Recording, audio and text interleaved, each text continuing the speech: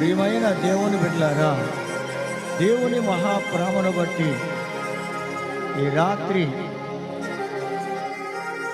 దేవుని సన్నిధిలో ఉన్న దేవుని బిడ్డలారా, ప్రార్థనతో ఆరాధనని ప్రారంభించుకుందాం. స్తోత్రం నాయన. ప్రేమగల తండ్రి, పరిశుద్ధుడైన దేవుడవు, సర్వశక్తిమంతుడైన దేవుడవు, జాలిగల దేవుడవు, మీకే స్తుతులు స్తోత్రాలు చెల్లిస్తున్నాం ప్రభా. మీ దివ్యమైన వెలుగులో మమ్మల్ని నడిపించండి. ఆరాధనలో మీరు ఉండండి. మీ వాక్యపు వెలుగులో బిడ్డలు నడిపించండి. మీ ఘనమైన నామానికి మహిమ ఘనత ప్రభావాలు తెచ్చుకోండి.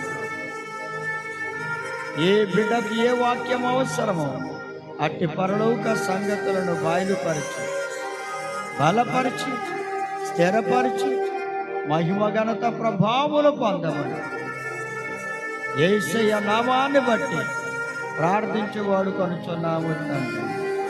ఆమేన్. జెసికా పాట పాడిన తరువాత వాక్యాన్ని విందాం.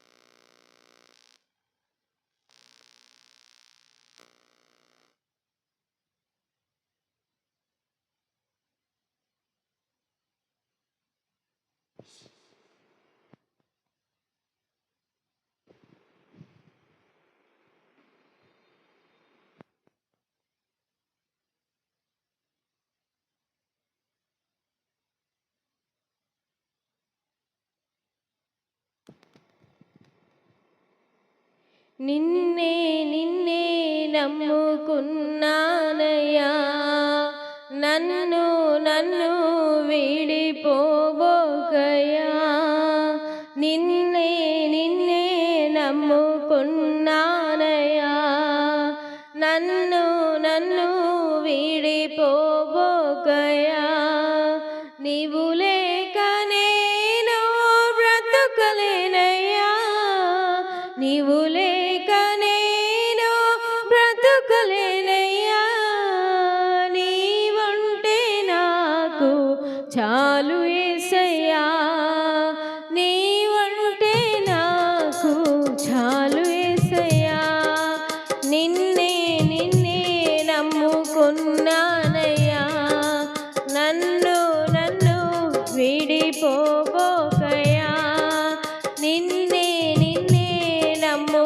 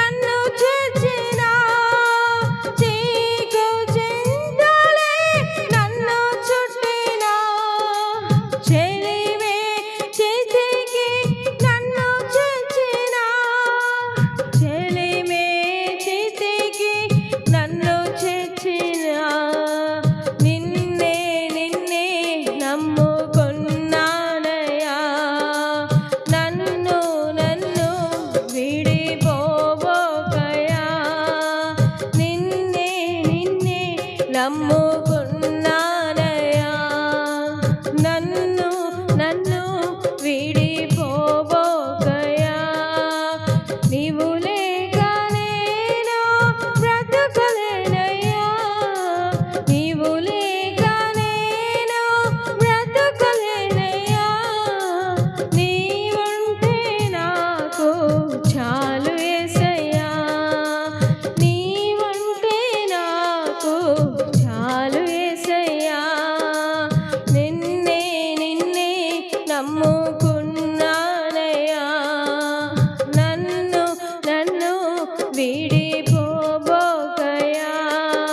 హల్లెలూయా.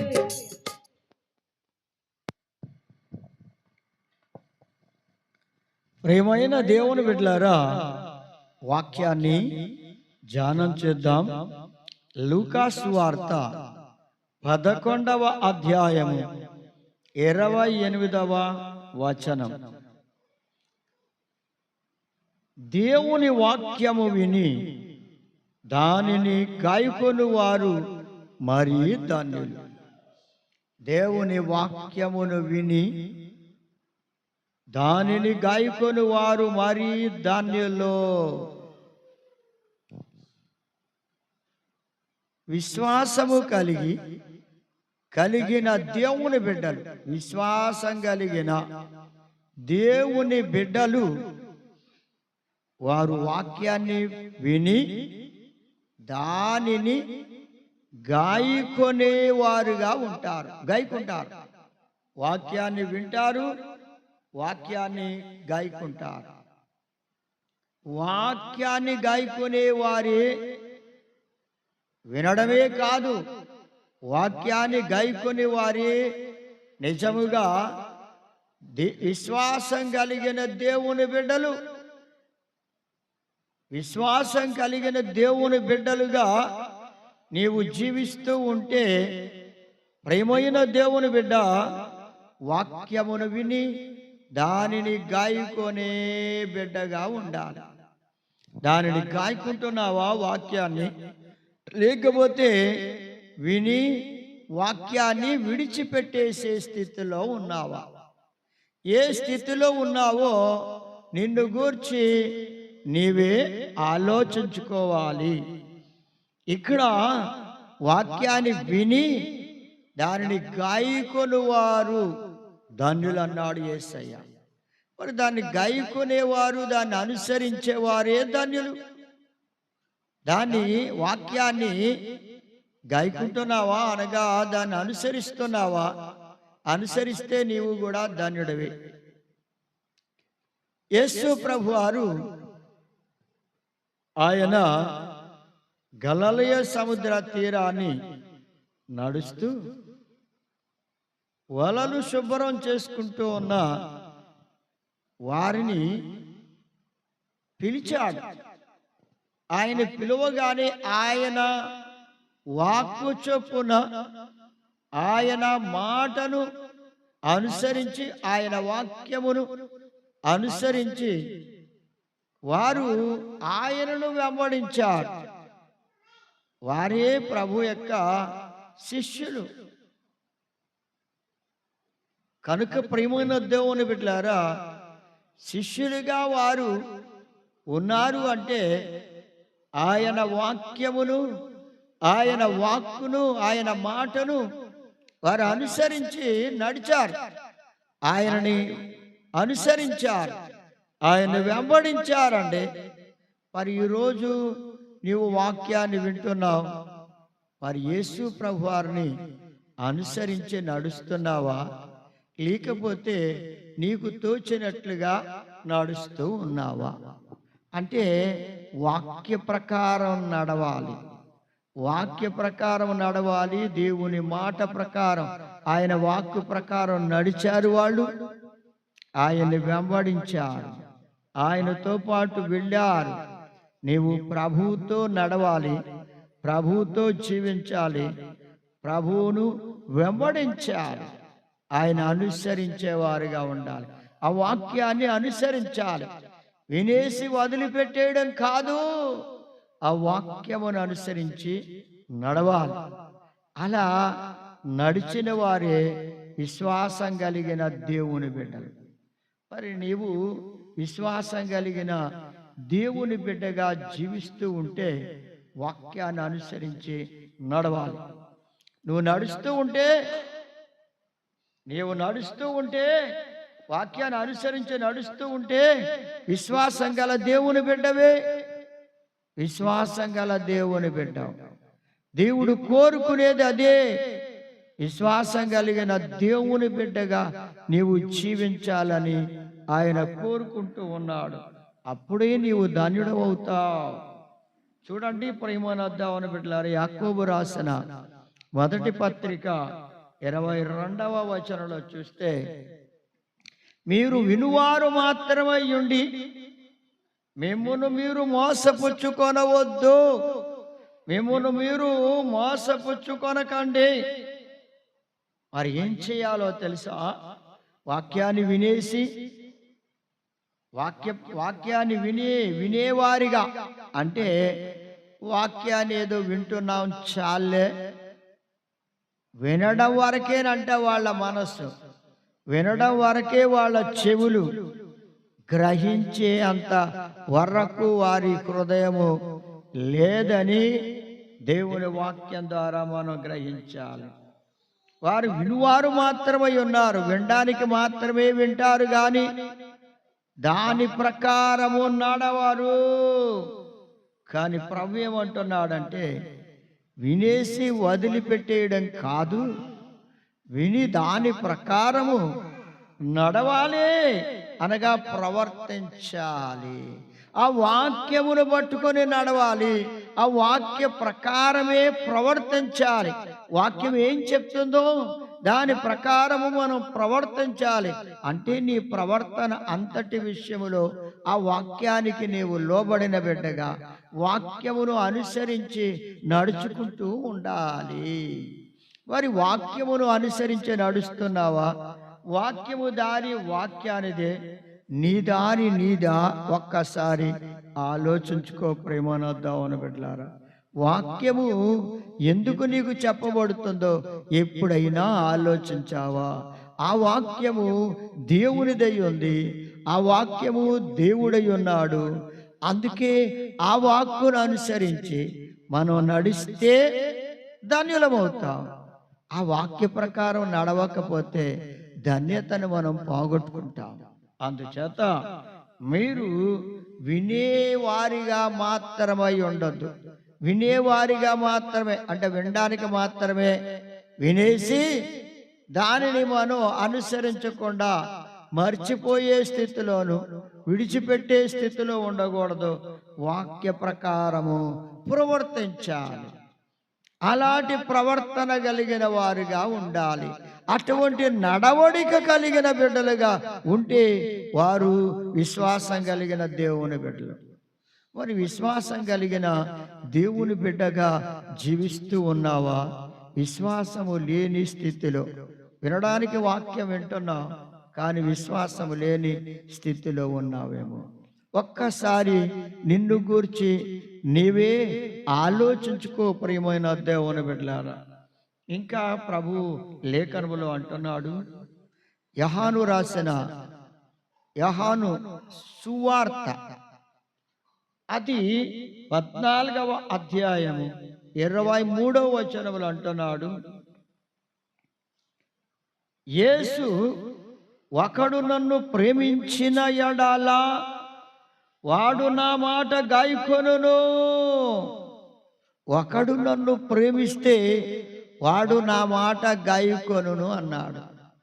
ఆయన మాటను గాయకొనడం అంటే ఆ మాట ప్రకారం చేయడమే. ఆ మాటను అంగీకరించి ఇష్టపడి చేయడం, అంతే తప్ప ఇష్టపడి చేయడం, ఆ మాటను వారు ఇష్టపడి చేయడం. ఎవరైనా దేవుణ్ణి ప్రేమిస్తూ ఉంటే, నేను ఆ దేవుణ్ణి ప్రేమిస్తున్నాను అని నీవు అనుకుంటే, నీవు దేవుణ్ణి ప్రేమిస్తూ ఉంటే ఆయన మాటను గాయకొనాలి. వాడు ఆయన మాటను గాయకుంటాడు, లేకపోతే ఆయన మాటను గాయకొనడు. ఎందుచేత గైకొనడు అంటే దేవుణ్ణి ప్రేమించని వాడు దేవుని మాట గైకొనడు. దేవుణ్ణి ప్రేమిస్తూ ఉంటే దేవుని మాటను గైకుంటాడండి.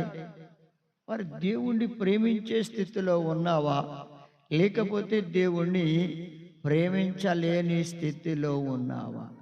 నీవు ఏ స్థితిలో ఉన్నావో ఒకసారి నువ్వు కూడా ఆలోచించుకోవలసిన అవసరం నీకుంది. అందుకే అన్నాడు ప్రభు, ఒకడు నన్ను ప్రేమించిన ఎడల్లా వాడు నా మాట గైకొనును. ఆయన మాటను గైకొనాలండి. ఆ మాటను అంగీకరించి నడవాలి. అప్పుడు తండ్రి వానిని ప్రేమిస్తాడు. ఎప్పుడు తండ్రి ప్రేమిస్తాడు అంటే దేవుని మాట విని ఆ మాటను గైకొన్నవాడు, అంటే దేవుణ్ణి ప్రేమించిన వాడు ఆయన మాట గైకుంటాడు. దేవుణ్ణి ప్రేమించిన వాడు ఆయన మాట గైకుంటాడు గనుక అలాంటి వ్యక్తిని తండ్రి కూడా ప్రేమిస్తాడు. తండ్రి చేత నీవు ప్రేమించబడాలి అంటే ఆ మాట నీవు గైకొనాలి. చూడండి, తండ్రి ప్రేమించాలి అంటే ఆ వ్యక్తి, లేకపోతే ఆ కుమారుడు తండ్రి మాట వింటే, దాని ప్రకారం నడిస్తే ఆ తండ్రి అతన్ని ప్రేమిస్తాడు. లేకపోతే తండ్రి అతన్ని ప్రేమించడు కదా. లోకంలో ఉన్న తండ్రి ప్రేమించకపోతే పరమందున్న తండ్రి ఇలా ప్రేమిస్తాడండి నిన్ను. నువ్వు ఆయన మాటను గైకుంటే ఆయన తప్పకుండా నిన్ను ప్రేమిస్తాను అంటున్నాడు, ప్రేమిస్తున్నాడు. తండ్రి ప్రేమిస్తాడు. ఆయన నిన్ను ప్రేమించాలంటే నీవు ఆయన మాట వినడమే, ఆయన మాట ప్రకారం నడవడమే. అలా నడిస్తే నిన్ను తండ్రి ప్రేమిస్తాడు. తండ్రి నిన్ను ప్రేమించా అంటే తండ్రి ప్రేమ నీకుంది కనుక నీవు నిజంగా ధన్యుడివే. అప్పుడు అంటున్నాడు ప్రభు, మేము వాని యొద్దకు వచ్చి అతని యొద్ద నివాసము చేతుము. అంటే తండ్రి వస్తాడు, కుమారుడు వచ్చి అతని దగ్గర నివాసం చేస్తారు. తండ్రి కుమారుడు వచ్చి ఆ వ్యక్తి దగ్గర నివాసం చేస్తారు. అతని దగ్గర, అతనిలోనే, అతని ఇంటిలోనే, అతనిలో నివసిస్తారు. మరి ఆయన నీవు ప్రేమించకపోతే, ఆయన మాట నీవు గైకొనకపోతే తండ్రి నిన్ను ప్రేమించడు. ఇక తండ్రి కుమారుడు నీ యొద్దకు వచ్చి ఇలా నివసిస్తారు. ఎందుకంటే తండ్రి ప్రేమకు నీవు నోచుకోలేదు గనుక, ఆ తండ్రి ప్రేమకు నీవు నోచుకొనకపోవడం వల్ల ఆ తండ్రి కుమారుడైన యేసయ్య నీ యొద్దకు రా. ఆయన రావాలి. తండ్రి కుమారుడు నీ యొద్దకు వచ్చి నివసించాలి అంటే ఆయనను ప్రేమించి ఆయన వాక్యమును గైకొనాలి. ఆయన వాక్యమును అనుసరించి నడవాలంటే ఆయన చెప్పిన మాట ప్రకారం జీవించాలి, నడవాలి, ప్రవర్తించాలి. అప్పుడు ఆ తండ్రికి గొప్ప ప్రేమ నీ మీద కలిగి నీ యొద్దకు వస్తాడు, నీ దగ్గరే నివసిస్తాడు. తండ్రి కుమారుడు నీ యొద్ద నివసించకపోతే దుష్టుడు నీ దగ్గర నివసిస్తాడు. ఇక నీవు తప్పించుకోలేవు. ఎవరు నిన్ను తప్పించలేరు, ఎవరు నిన్ను విడిపించలేరు. ప్రభువే నీ దగ్గరకు వచ్చి, ఆ తండ్రి నీ దగ్గరకు వచ్చి, ఆ కుమారుడు నీ దగ్గరకు వచ్చి నివాసం చేస్తానంటే నీవు ఆయన వాక్యాన్ని గాయకుంటేనే నివసిస్తా అన్నారు. ఆయన వాక్యాన్ని గాయకొనకపోతే తండ్రి కుమారుడు నీ యొద్దకు రారు. రాకపోతే నీ యొద్దకు దుష్టుడు వస్తాడు. దుష్టుడు వచ్చి నిన్ను బాధ పెట్టడమే, ఇబ్బంది పెట్టడమే, నీ జీవితానికి నెమ్మది లేకుండా చేస్తాడు, శాంతి లేకుండా చేస్తాడు. కనుక తండ్రి నీ యొద్దకు వస్తానని చెప్తున్నప్పుడు కుమారుడు నీ యొద్దకు వస్తాడని చెప్తున్నప్పుడు నువ్వు ఆయన మాటను విను, ఆయన మాటను గైకొను, ఆయన మాట ప్రకారం నడువు, ఆయన్ని ప్రేమించు, ఆయన నిన్ను ప్రేమించి నీ దగ్గరికి వస్తాడు. ఎంత గొప్ప ధన్యత అండి! ఆయనే నీ దగ్గరకు వస్తానని ఆయనే చెప్తుంటే ఆ ప్రేమను నీవు పొందుకోవా? ఆ ప్రేమను పొందుకొనకుండా తప్పిపోతావా? సోదరి సోదరుడా, నిజముగా విశ్వాసము కలిగిన దేవుని బిడ్డలు ఆయన ప్రేమను పొందుకుంటారు. ఆ వారి దగ్గర దేవుడు నివసిస్తాడు. వారు ధన్యులండి, వారు ధన్యులు. ఇంకా ప్రేమను దేవుని బిడ్డలారా, యోహాను సువార్తె 15వ అధ్యాయం 10వ వచనం అంటాడు, నేను నా తండ్రి ఆజ్ఞలు గైకొని ఆయన ప్రేమయందు నిలిచి ఉన్న ప్రకారం అని చెప్తున్నాడు యేసు ప్రభువారు. ఆయన ఏమని చెప్తున్నారో చూడండి. నేను తండ్రి ఆజ్ఞలను గాయకొని ఆయన ప్రేమయందు నిలిచి ఉన్న ప్రకారం. యేసు ప్రభువారు తండ్రిని ప్రేమించి తండ్రి ఆజ్ఞలను గాయకొని, తండ్రి ఇచ్చిన ఆజ్ఞ, ఆయన ఏ ఆజ్ఞలను ఆజ్ఞాపించారో, ఆయన ఏ ఆజ్ఞను తనకిచ్చారో ఆజ్ఞాపించారో ఆ ఆజ్ఞ ప్రకారమే కుమారుడిగా ప్రభు అయిన యేసుక్రీస్తు వారు చేసి అనగా గైకొని ఆ ఆజ్ఞ ప్రకారం నడిచినందువల్ల ఆయన ప్రేమలో నిలిచి ఉన్నాడు. ఆయన ప్రేమలో యేసు ప్రభువారు నిలిచి ఉన్నారు గనుక ఆయన అంటున్నాడు, నేను ఎలా నిలిచి ఉన్నానో అదే ప్రకారం మీరు కూడా నా ఆజ్ఞలను గాయకుంటే ఆయన ప్రేమ, తండ్రి ప్రేమ మీ యందు నిలుస్తుంది. నేను ఎలా తండ్రి ఆజ్ఞలు గాయకొని ఆయనలో ఆయన ప్రేమ యందు నిలిచి ఉన్నాను, అదే ప్రకారం మీరు నా ఆజ్ఞలు గాయకుంటే ఆయన ప్రేమ మీ యందు నిలిచి ఉంటుంది. మీ యందు దేవుని ప్రేమ నిలిచి ఉంటే మీరు ధన్యులు. దేవుని ప్రేమ మీ యందు నిలిచి ఉండాలంటే ఆజ్ఞలను గైకొనాలి. తండ్రి ఏమి ఆజ్ఞాపిస్తున్నాడో, ఆయన ఏం చెప్తున్నాడో అది మనం చేయాలి. చేస్తేనే ఆ తండ్రి ప్రేమ నీలో నిలుస్తుంది. ఇక్కడ మాదిరి చూపించాడు ప్రభు అయిన యేసుక్రీస్తు వారు. ఈనాడు నీవు మాదిరిని అనుసరించకపోతే నీకెవరు సహాయం చేస్తారు? సోదరుడా, సోదరి, మనుషులు నమ్మడం కంటే, రాజులు నమ్మడం కంటే యెహోవాను ఆశ్రయించుట మేలు. యెహోవాను ఆశ్రయించుట మేలు.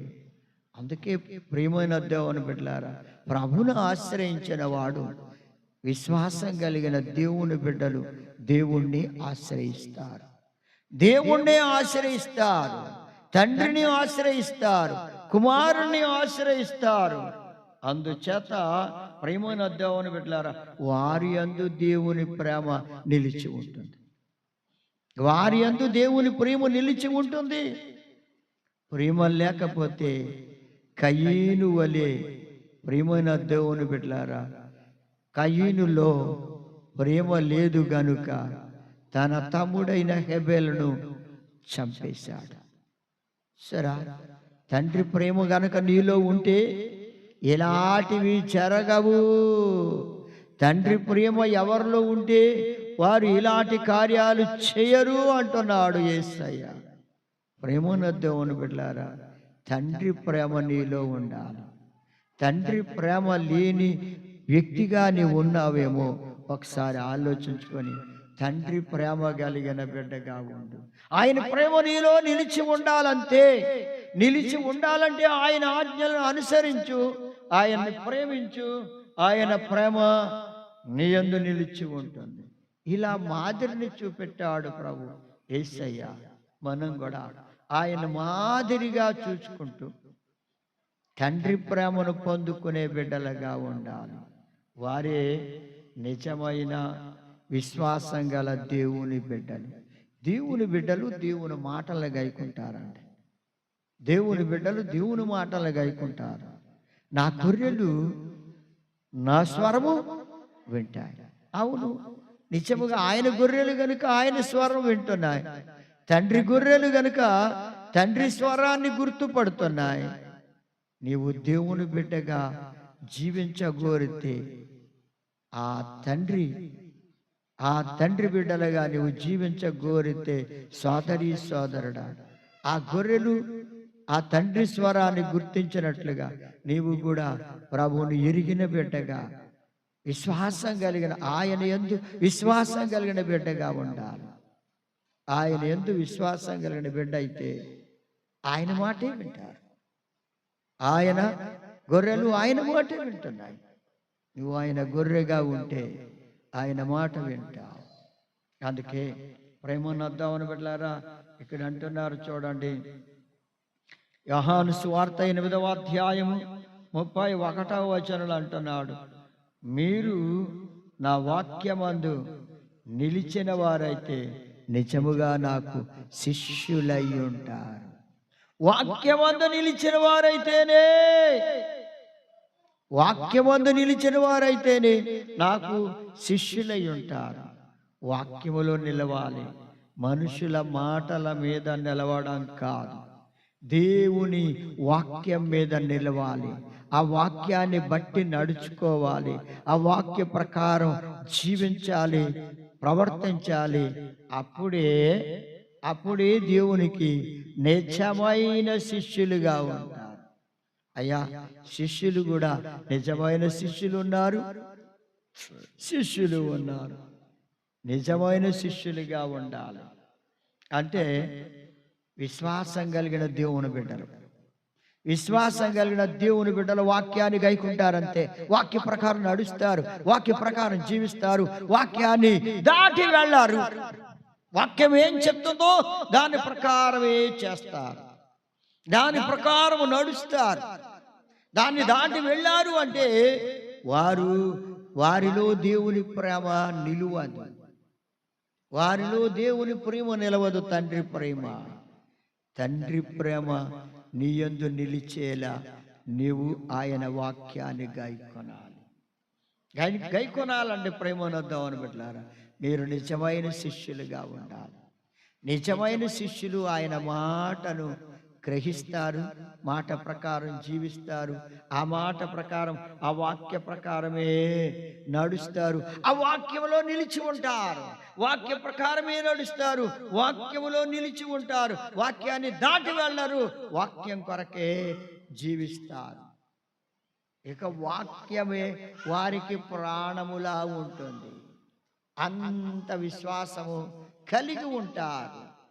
కనుక దేవుని బిడ్డలారా, మీరు దేవుని వాక్యమందు నిలిచిన వారిగా ఉంటే, వాక్యమును గాయకున్న వారిగా ఉంటే మీరు విశ్వాసం కలిగిన దేవుని బిడ్డలే.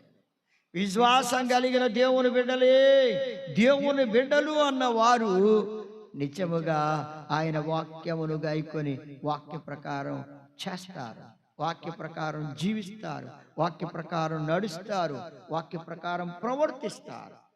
అవి లేకపోతే, ఆ స్థితి నీ దగ్గర లేకపోతే నువ్వు వినేవారు మట్టుకే, వాక్యాన్ని వినేవారిగానే ఉన్నావేమో. ఆ విని తర్వాత దాన్ని విడిచిపెట్టి లేదా మర్చిపోయే స్థితిలో ఉన్నావేమో.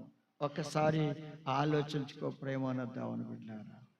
ఎప్పుడు కూడా దేవుడు ప్రేమ కలిగిన వాడు, దయగలిగిన వాడు, నీకు మేలు చేయ నిర్దేశించిన వాడు, నీకు సహాయం చేసేవాడు. ఆయన సహాయాన్ని నీవు పొందుకుంటూ ఉన్నప్పుడు, ఆయన మాట వింటే ఆయన సహాయము నీకెల్లప్పుడూ ఉంటుంది. ఎల్లప్పుడూ ఆయన సహాయం నీకు ఉంటుంది. ఆయన నీకు తోడై ఉంటాడు. ప్రేమనొద్దామని బిడ్డలారా, ఆయన తోడు నీకు కావాలని కోరుకుంటున్నావా? లేకపోతే ఆయన తోడు లేకపోయినా నాకేమీ పర్వాలేదు అని అనుకుంటున్నావా? సోదరి సోదరుడా, దేవుని తోడు వారికి ఉంటుంది. వాక్యమును అనుసరించి నడిచే వారికి, వాక్యమును గైకొనే వారికి దేవుడు తోడై ఉంటాడు. అంతేకాదు ప్రేమనొద్దామని బిడ్డలారా, చూడండి అపోస్తల కార్యములు 17వ అధ్యాయం 11వ వచనంలో, వీరు దెసలోనికయలో ఉన్న వారికంటే గనులై ఉండిరి గనుక ఆసక్తితో వాక్యమును అంగీకరించిరి. అంటే ఎవరు వీరు? దెసలోనికయల్లో ఉన్న వారే గొప్ప విశ్వాసం కలిగిన దైవ బిడ్డలు. అయితే వారికంటే గొప్ప విశ్వాసం కలిగిన వారిగా ఉన్నారు బెరయా విశ్వాసులు. బెరయా ప్రాంతములోని విశ్వాసులు వాళ్ళు ఇంకా ఎక్కువ విశ్వాసం కలిగిన వారిగా ఉన్నారు. విశ్వాసం కలిగిన దేవుని బిడ్డలండి వాళ్ళు. అందుకే వాళ్ళు ఏం చేశారు? ఆసక్తితో దేవుని వాక్యమును అంగీకరించారు. అది ఆసక్తితో దేవుని వాక్యమును అంగీకరించిన వారు బెరయా విశ్వాసులు. కానీ దెసలోనికయ విశ్వాసుల కంటే కూడా ఎక్కువ విశ్వాసం కలిగిన వారుగా ఉన్నారు. మరి నీవెలా ఉన్నావు సోదరి సోదరుడా? గొప్ప విశ్వాసం కలిగిన బిడ్డలుగా ఉన్నావా? బిడ్డగా ఉన్నావా? లేకపోతే విశ్వాసము లేని వ్యక్తిగా ఉన్నావా? విశ్వాసం ఉండాలండి. ప్రేమను దేవుని బిడ్డలారా, విశ్వాసం కలిగిన బిడ్డలుగా ఉండాలి. నీ జీవితములో దేవుడు చేసిన ప్రతి కార్యమును జ్ఞాపకం చేసుకుంటూ విశ్వాసం కలిగిన బిడ్డగా జీవించాలి. అందుకే దేవుడు అన్నాడు, విశ్వాసం గల దేవుని బిడ్డలు వాక్యమును గ్రహిస్తారు, వాక్య ప్రకారం నడుస్తారు, వాక్య ప్రకారం జీవిస్తారు, వాక్యాన్ని అంగీకరిస్తారు. వాక్యాన్ని అంగీకరిస్తారండి. అందుకే ఇక చూడండి, మత్తయి సువార్త 7వ అధ్యాయం 24వ వచనం అంటున్నాడు, ఈయన మాటలు విని వాటి చొప్పున చేయు ప్రతి వాడును బండ మీద ఇల్లు కట్టుకొని బుద్ధిమంతుని పోలి ఉండును.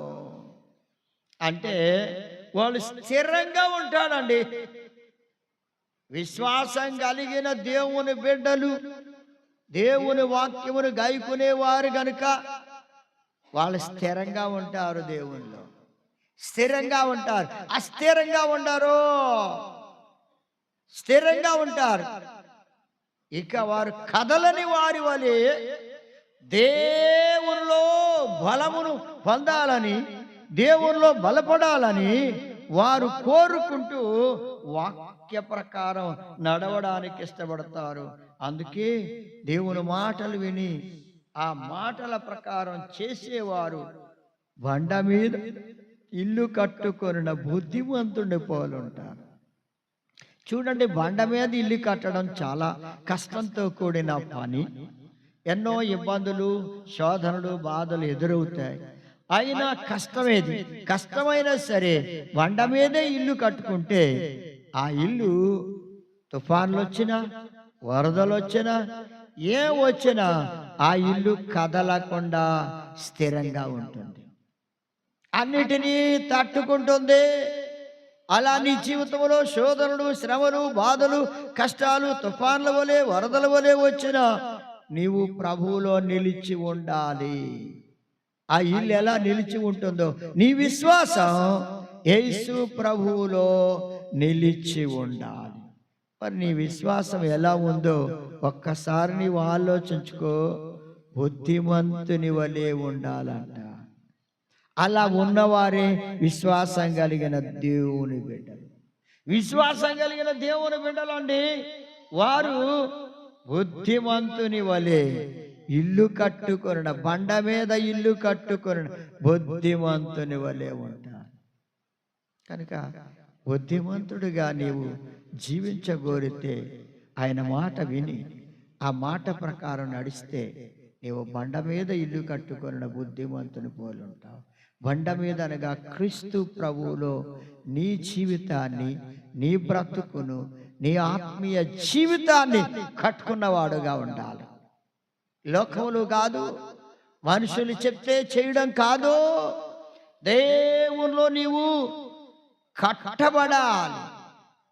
దేవుల్లో నీ జీవితాన్ని కట్టుకోవాలి. ప్రేమనొద్దామని బిడ్డలారా, నీ ఇల్లు కట్టుకోవాలి, నీ జీవితాన్ని కట్టుకోవాలి. నీవు దేవునికి ఒక ఇల్లుగా కట్టబడాలి. దేవునికి ఒక ఇల్లుగా నీవు కట్టబడాలి. అలా వాక్యమును అనుసరించి వాక్య ప్రకారం నడిచేవారే విశ్వాసం గల దేవుని బిడ్డలు. మరి విశ్వాసం కలిగిన దేవుని బిడ్డగా ఉన్నావా, లేకపోతే విశ్వాసము లేని బిడ్డగా ఉన్నావా? ఎలా ఉన్నావు నీవు ఆలోచించుకో. ఇక రెండవ అంశంలోనికి వెళదాం. వాక్యాన్ని గైకొన్నవారు, మొదటిగా వాక్యమును గైకొన్నవారు ధన్యులు. వారు దేవుని విశ్వాసం కలిగిన దేవుని బిడ్డలు. రెండవది చూడండి, దేవుని చిత్త ప్రకారం చేసేవారే విశ్వాసం కలిగిన దేవుని బిడ్డలు. దేవుని చిత్త ప్రకారం చేసేవారే విశ్వాసం కలిగిన దేవుని బిడ్డలు. మత్తయి సువార్త 7వ అధ్యాయం 21వ వచనంలో అంటున్నాడు, ప్రభువా ప్రభువా అని పిలుచు ప్రతి వాడును పరలోక రాజ్యములు ప్రవేశింపడు గాని పరలోకమందున్న నా తండ్రి చిత్త ప్రకారము చేయువాడే ప్రవేశించును. దానిలో ప్రవేశించేవాడు తండ్రి చిత్త ప్రకారం చేసేవాడు. ఇక నీ ఇష్ట ప్రకారం నీవు చేస్తే పరలోక రాజ్యములో ప్రవేశించలేవు గాని తండ్రి చిత్త ప్రకారం చెయ్యాలి. మనుషులకు వాళ్ళ ఇష్టాన్ని నెరవేర్చుకోవడం బాగా ఇష్టం, కానీ ఇక్కడ దేవుడు అంటున్నాడు, నా ఇష్ట ప్రకారం చేసేవారే, నా చిత్త ప్రకారం చేసేవారే నా రాజ్యములో ప్రవేశిస్తారని స్పష్టంగా చెప్తున్నాడు ప్రభు. మరి వారే విశ్వాసం కలిగిన దేవుని బిడ్డలు. విశ్వాసం కలిగిన దేవుని బిడ్డలు, దేవుని అందరూ విశ్వాసం కలిగిన బిడ్డలు దేవుని చిత్త ప్రకారమే చేస్తారు. వారిష్ట ప్రకారం చేయరు, వారిష్ట ప్రకారం నడవరు, వారిష్ట ప్రకారం జీవించరు. దేవుని ఇష్ట ప్రకారం, దేవుని చిత్త ప్రకారం, ఆయన ఉద్దేశం ప్రకారం, దేవుని ఉద్దేశానుసారంగానే, దేవుని చిత్త ప్రకారమే, ఆయన మనసునకు ఇష్టమైన రీతిలో నడుస్తారు. వాళ్ళేనండి విశ్వాసం కలిగిన దేవుని బిడ్డలు, విశ్వాసం కలిగిన దేవుని బిడ్డలు. కనుక ప్రభువా ప్రభు అని పిలిచి ప్రార్థన చేసినంత మాత్రాన్ని పరలోక రాజ్యంలో ప్రవేశించలేరు గాని ఆయన చిత్త ప్రకారం చేసేవారు మాత్రమే పరలోక రాజ్యంలో ప్రవేశించేవారు. మరి ప్రభు చిత్త ప్రకారం చేయడానికి నీవు సిద్ధపడుతున్నావా? ప్రభు చిత్త ప్రకారం చేస్తున్నావా? నీ ఇష్ట ప్రకారం చేస్తున్నావా? ఆలోచించుకో. అలాగే ప్రేమోన్నదేవుని బిడ్డలారా, యోహాను సువార్త 5వ అధ్యాయం 30వ వచనంలో నన్ను పంపిన వాని చిత్తము చేయగోరుదును గాని నా ఇష్ట ప్రకారం చేయను, నా ఇష్ట ప్రకారం చేయగోరను అంటున్నాడు ప్రభు అయిన యేసుక్రీస్తు వారు. నన్ను పంపిన వాని చిత్త ప్రకారము చేయగోరుదును. ఎవరిష్ట ప్రకారం చేస్తానన్నాడు? నన్ను పంపిన వాని చిత్త ప్రకారం చేయగోరుదును. అలా చేయడానికే నేను ఇష్టపడుతున్నాను. ఎవరు పంపారు భూమి మీదకి? ప్రభు అయిన యేసుక్రీస్తు వారిని భూమి మీదకి పంపింది తండ్రి. పరమ తండ్రి భూమి మీదకి పంపించాడు గనుక ఆ తండ్రి చిత్త ప్రకారమే నేను చేయగోరుతున్నాను. నా చిత్త ప్రకారం నేను చేయను, నా ఇష్ట ప్రకారం నేను చేయను అంటున్నాడు ఆయన. మరి నీవేమంటున్నా? నీ ఇష్ట ప్రకారం చేస్తున్నావా? లేకపోతే దేవుని చిత్త ప్రకారం నిన్ను రక్షించిన నీతో మాట్లాడిన నిన్ను పిలిచిన, నిన్ను ఎన్నుకొని ఏర్పరచుకున్న ఆ తండ్రి చిత్త ప్రకారం చేస్తున్నావా, లేకపోతే నీ చిత్త ప్రకారం చేస్తున్నావా? నీ ఇష్ట ప్రకారం చేస్తున్నావా, లేదా నిన్ను రక్షించిన తండ్రి ఇష్ట ప్రకారం చేస్తున్నా? తండ్రి ఇష్ట ప్రకారం చేసేవాడు పరలోక రాజ్యములో ప్రవేశిస్తాడు. మరి నీవు పరలోక రాజ్యములో ప్రవేశించాలంటే తండ్రి చిత్త ప్రకారమే చేయాలి. తండ్రి చిత్త ప్రకారం చేయనిదే పరలోక రాజ్యములో ప్రవేశించలేవు. నీ ఇష్ట ప్రకారం చేస్తే ప్రవేశించలేవు. తండ్రి చిత్త ప్రకారం చేయాలి. అందుకే అంటున్నాడు యోహాను సువార్తలోని 7వ అధ్యాయం 16వ వచనంలో యేసు ప్రభువారు అంటున్నారు, నేను చేయు బోధ నాది కాదు. చాలా జాగ్రత్తగా వినండి. నేను చేయు బోధ నాది కాదు, నన్ను పంపిన వానిదే. అయ్యా చూడండి, చాలా మంది బోధ చేస్తూ ఉంటే నేను చేస్తున్నాను బోధ, నా బోధ వినండి, నా ఇష్ట ప్రకారం నేను చేస్తున్నాను బోధ అనుకుంటే ఆ బోధ వలన ఎవరికీ ఉపయోగం ఉండదు. అది తండ్రి పంపినవాడు కాడు. ఆ బోధ తండ్రి చేత అనుగ్రహించబడింది కాదు. ఎందుచేతనంటే నన్ను పంపిన వాని వలన నేను పొందిన బోధ ఇది.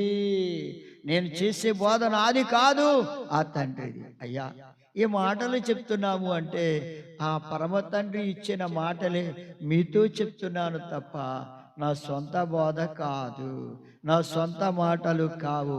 ఆయన మాటలే, ఆయన వాక్యములే మీకు బోధిస్తూ ఉన్నాను తప్ప నా సొంత బోధ కాదు. అదే ప్రభు అంటున్నాడు, నా సొంత బోధ కాదు ఇది, దేవుడు నన్ను పంపించాడు, ఆయన ఇచ్చిన మాటలే, ఆయన బోధే నేను చేస్తున్నాను అన్నాడు. ఎవడైనాను ఆయన చిత్తము చొప్పున చేయ నిశ్చయించుకుని ఎడల్లా, ఎవరైనా సరే ఆయన చిత్త ప్రకారం చేయ నిశ్చయించుకున్న ఎడల, ఇప్పుడు ఆయన చిత్త ప్రకారం చేయడానికే ఈ బోధ, ఆయన చిత్త ప్రకారమే చెప్పడానికే ఇష్టపడుతూ ఉన్నాను. ప్రేమనొద్దామని పెట్టాడు ప్రభు. అదే అంటున్నాడు, ఆయన చిత్త ప్రకారము చేయనుద్దేశించిన ఎడల్లా ఆ బోధ దేవుని వలన కలిగిందో, లేకపోతే నా ఎంతటా నేనే బోధిస్తున్నానో వాడు తెలుసుకొనును అన్నాడు. మీకు కూడా తెలిసిపోతుంది. దేవుని సేవకుడు బోధ చేస్తున్నప్పుడు ఆ బోధ ఆయనంతటా ఆయనే చెప్తున్నాడా, లేకపోతే తండ్రి ఇచ్చిన బోధ అన్న సంగతి మీకు కూడా అర్థమవుతుంది. యేసయ్యే చెప్తున్నాడు అన్నమాట. ఇప్పుడు దేవుని సేవకుడు దేవుని వాక్యాన్ని బోధిస్తూ ఉన్నాడంటే ఆయన అంతటా ఆయన బోధిస్తున్నాడా, లేకపోతే తండ్రి ఇచ్చిన ఆ మాటలే, ఆ వాక్యాలే బోధిస్తున్నాడా?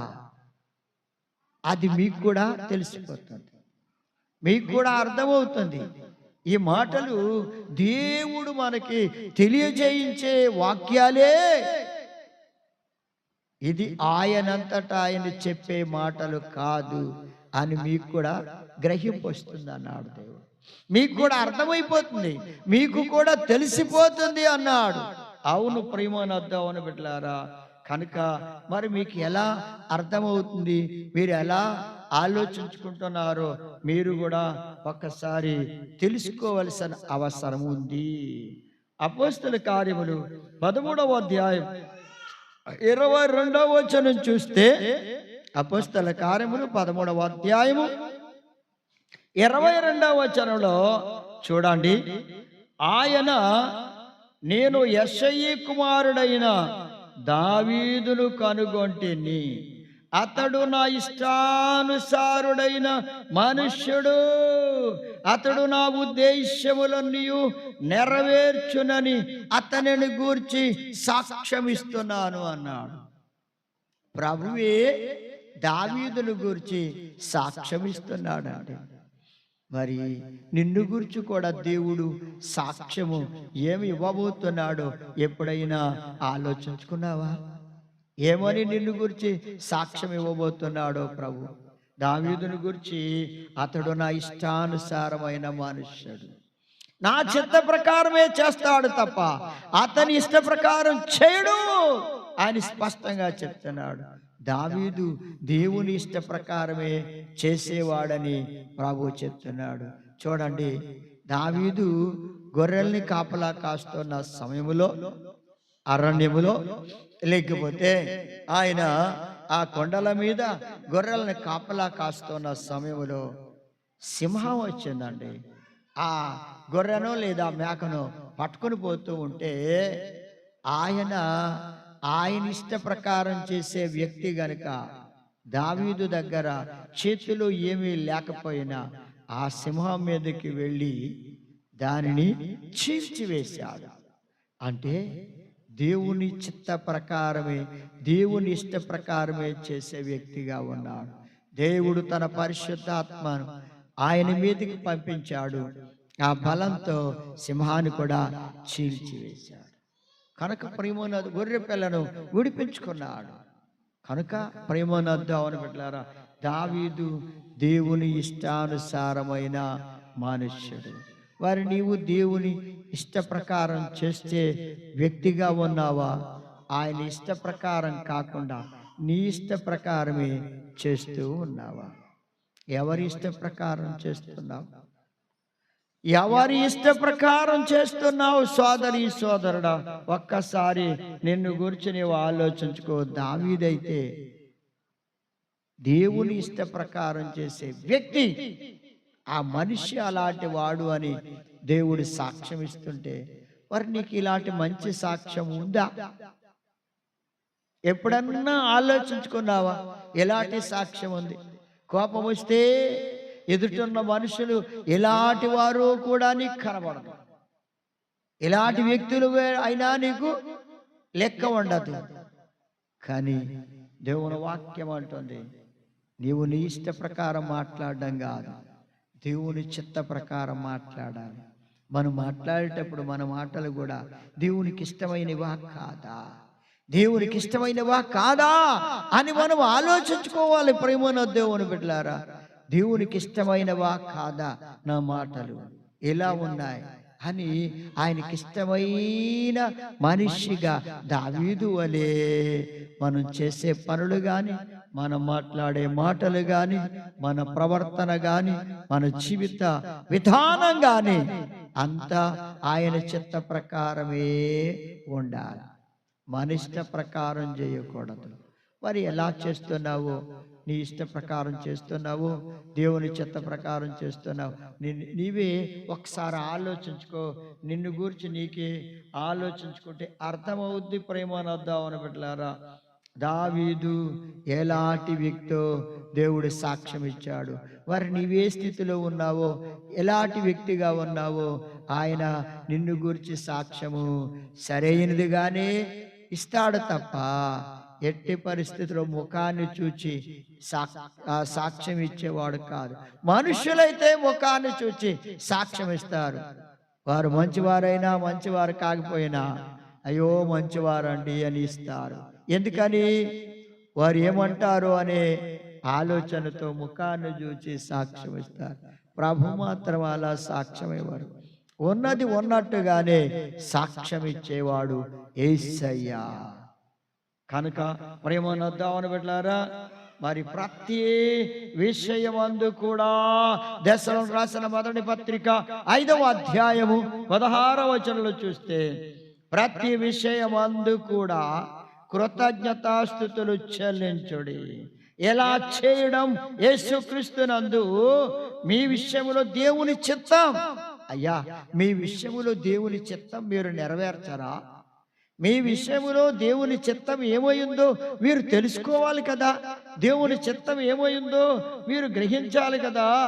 ప్రతి విషయమందు దేవుడు నీకు చేసే ప్రతి మేలులు గురించి, ప్రతి విషయములో ఆయన చేసిన ఉపకారముల విషయములో, ఆయన చేసిన ప్రతి మేలు విషయములో కూడా నీవు కృతజ్ఞతాస్తుతులు చెల్లించాలి.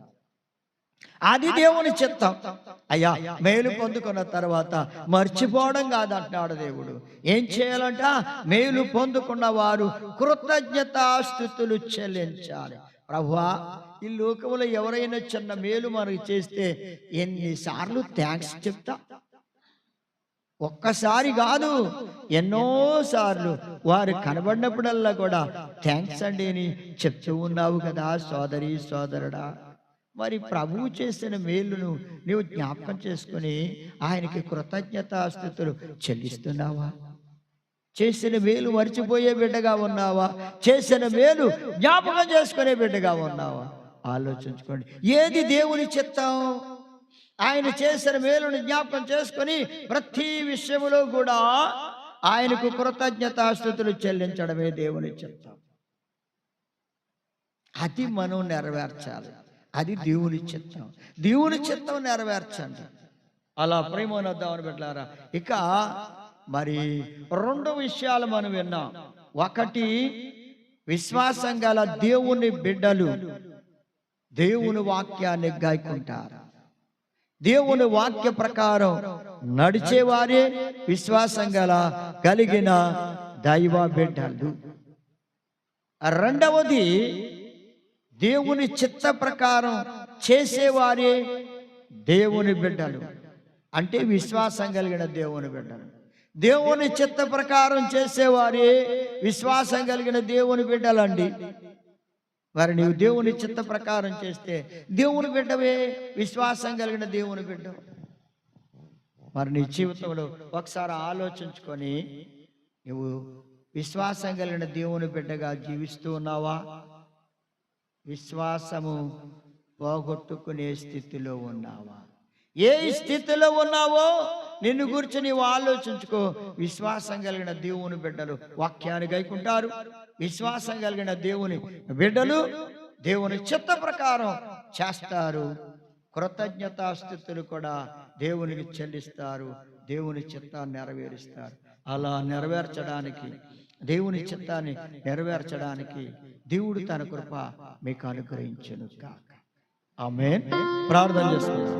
స్తోత్రము నాయనా, పరిశుద్ధుడైన దేవుడవు, సర్వశక్తివంతుడైన దేవుడవు, మీ దివ్యమైన వాక్యము వెలుగులో బిడ్డల్ని నడిపించి మహిమ పొందమని ప్రార్థన చేస్తున్నా. నాయనా, వాక్యం మీది, ప్రజలు మీ వారు.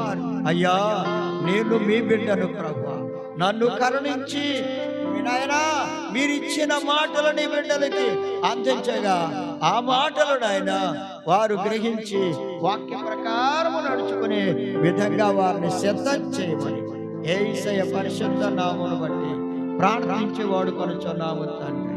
ఆమేన్. మన తండ్రి అయిన దేవుని ప్రేమ, ప్రభు అయిన యేసుక్రీస్తు వారి కృప, పరిశుద్ధాత్మ అన్యోన్య సహవాసము బిడ్డలందరికీ సదాకాలం తోడై నడిపించును. ఆమేన్.